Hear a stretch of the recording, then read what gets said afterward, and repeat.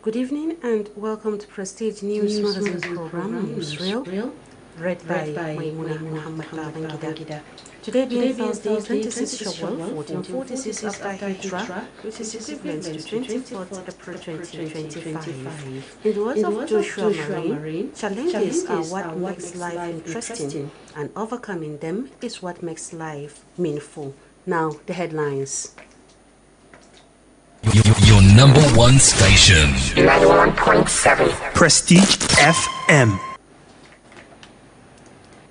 Commander Tradoc, Nigerian Army emphasizes the need to leverage on emerging technology in modern warfare. President Tinubu calls on world leaders to support the move for united action on climate change. Minister of Information says President Tinubu is sparing no efforts in ensuring peace and security.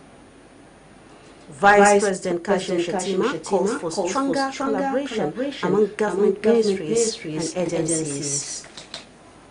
Now the news in detail. Your number one station. 91.7. Prestige FM.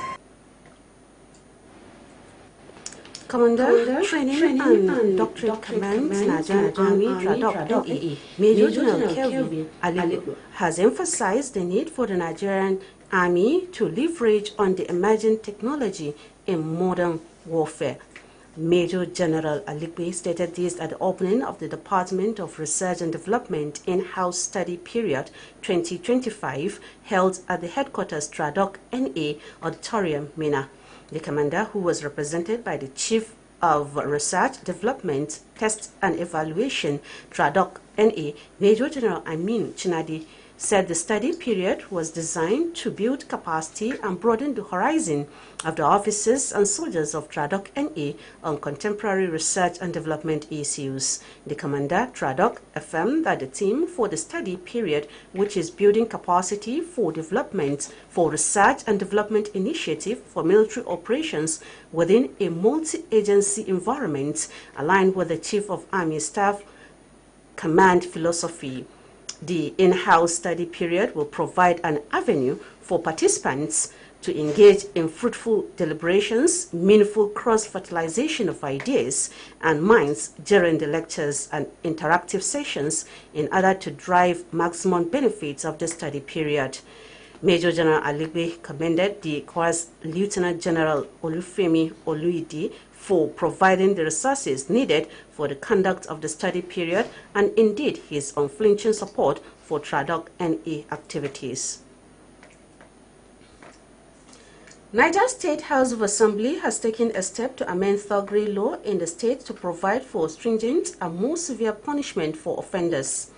The amendment plans follows the motion moved by member representing Chanchaga constituency Kabiru Ustaz for a law to amend the existing law that will prohibit thuggery use of intoxicants and for matters connected therewith. It could be recalled that in recent times, Minna, the state capital, was hit by a resurgence and spike of thuggery activities, resulting in the loss of innocent lives and properties. In order to address the ugly menace, Niger State House of Assembly, during its plenary session today, commenced the process of amending the thuggery prohibition law in the state at first reading. In another development, Niger State House of Assembly has directed the security agencies and the State Ministry of Women and Children Affairs to check the threat of proliferation of unregistered orphanages and motherless babies' homes across the state. The motion moved by member representing Pekoro constituency Umar Nasser, among other things, called on the state government through relevant MDAs to urgently streamline the operations of orphanages and enforce strict compliance with licensing and child protection laws. In the meantime, the House has set up an ad hoc committee to investigate and come up with measures towards finding a lasting solution on a land dispute that arises between Bangbang Zuko community of Bako local government area and Bunna community of Kacha local government area in a matter of urgent public importance moved by Yahya Ahmadu, member representing Bako constituency, the lawmaker narrated how a violent communal clash between residents of the two communities resulted in the death of 2 people. The House has also commenced debate on the second reading of a bill for a law to establish hydrocarbon and solid minerals development agency and other related matters. The bills were referred to the House committees for further legislative actions. And similarly, the Niger State House of Assembly Standing Committee on Local Government and Chieftaincy Affairs, led by Honorable Dr. Alhaji Bello Bako, has presented its report to the House after consulting with relevant stakeholders, and the committee revealed the budget breakdown for the local government councils. According to the committee, the recurrent expenditure stands at 96.29 billion naira, while the capital expenditure stands at 55.43 billion naira. This brings the total budget to 151.72 billion naira. The committee noted that insecurity in some areas has affected revenue collection, leading to unrealistic projections. To address this, the committee recommended that local government councils should improve their revenue collection mechanism, block leakages, and ensure prompt deposition of revenues into their accounts. After thorough consideration, the House unanimously adopted the budget bill. The Speaker praised the committee for its hard work and assured that the committee will oversee the implementation of the budget provision. The Speaker also instructed the Clerk of the House to send the budget to the Executive for assent. This development is expected to enhance governance and development in Niger State's local government councils.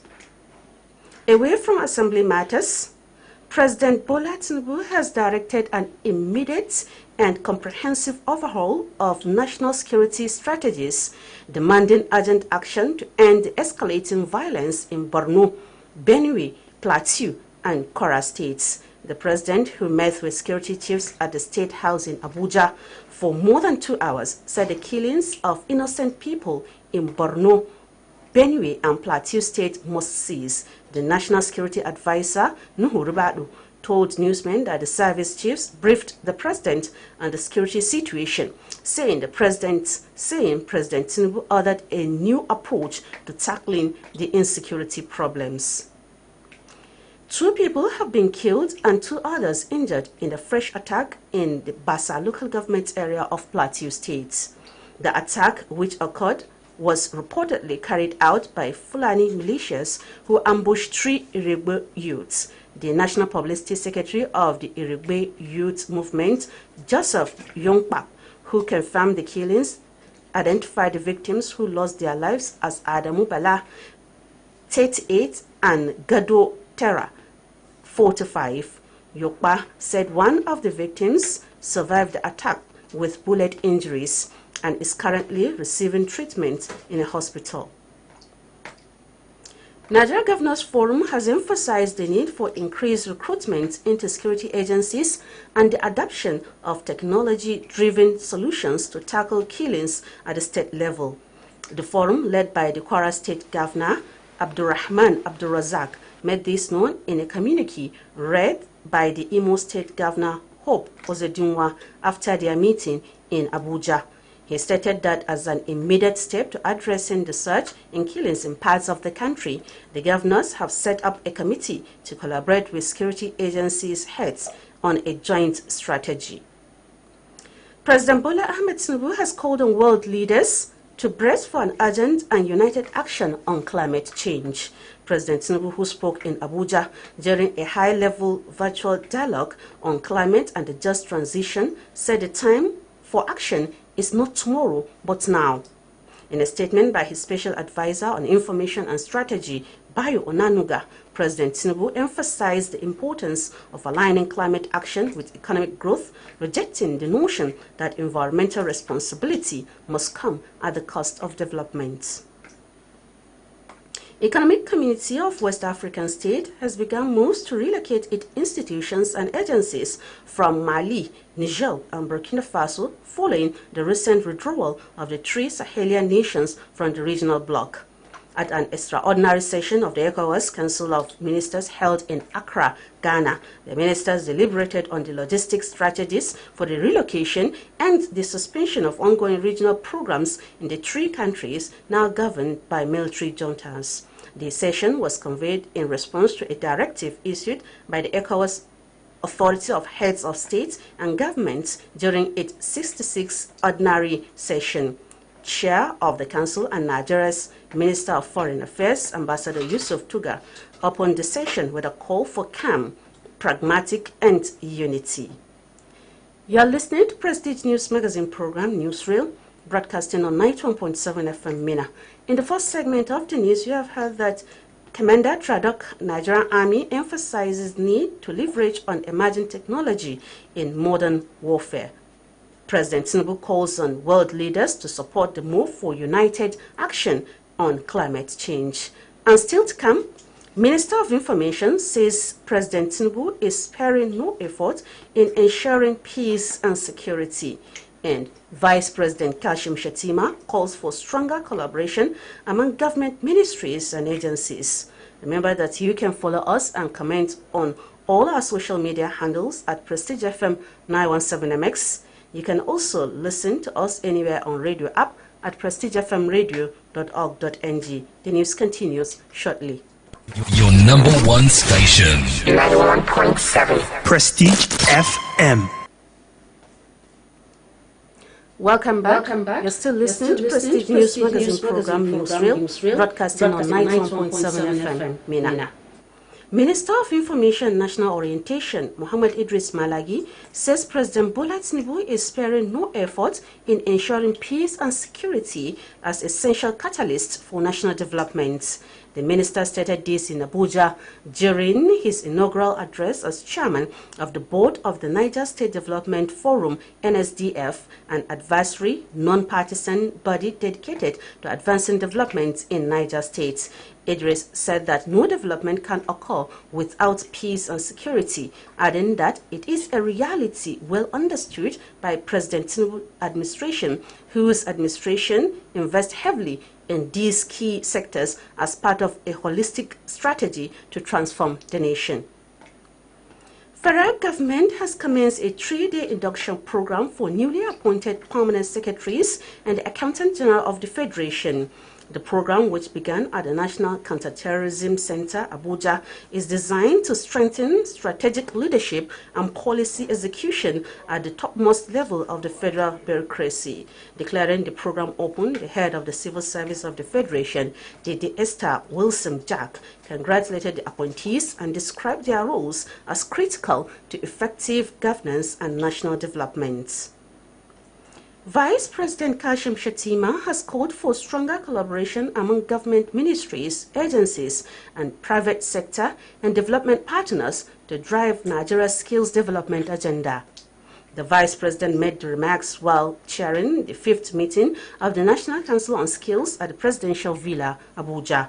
He noted that the demographic dividends accruing to Nigeria can be maximized if the workforce and the youth are adequately skilled in critical sectors of the economy. Debt Management Office, DMO, said it will reopen 2 federal government bonds, FGB, valued at 350 billion naira for auction at a subscription rate of 1,000 per unit. DMO in a statement noted that the offers will be auctioned on April 28 and have their settlement date by April 30. DMO also said that it is authorized to receive applications for bonds in 2 tranches, with the first being 200 billion naira for a 5-year savings bond due to mature in April 2029 at 19.3% per annum. Federal government of Nigeria has announced the disbursement of 50 billion naira to the academic and non-academic staff unions of federal universities for the settlement of unpaid earned allowances. Minister of Education, Dr. Maruf Alausa, disclosed this in the statement issued by the ministry spokesperson Folashade Boriowo. He said the release of the funds was in fulfillment of President Bola Tinubu's promise to the unions. Chairman and Chief Executive Officer of the National Drug Law Enforcement Agency, retired Brigadier General Buba Marwa, has reiterated the agency's call for mandatory drug tests for corps members, describing the initiative as a preventive, not punitive measure.